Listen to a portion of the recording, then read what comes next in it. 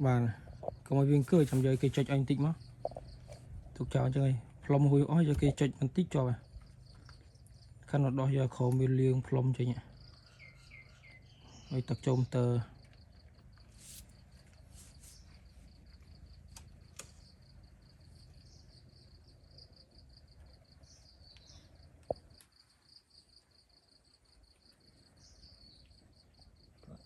chơi brai bọc cổ à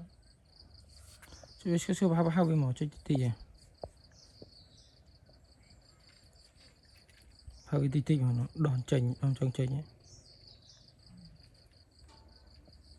bao với mỏ bàn tí chành mỏ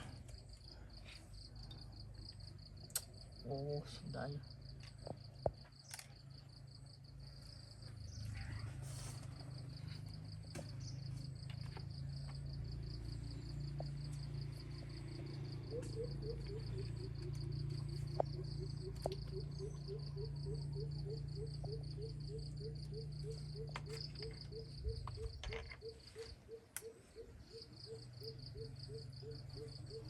chành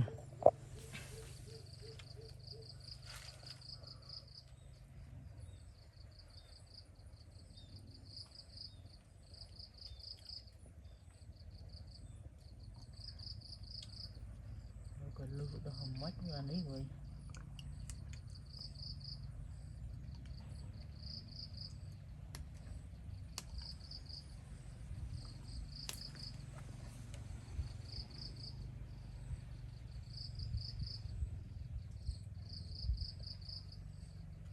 chụp nó sẽ đi chụp nó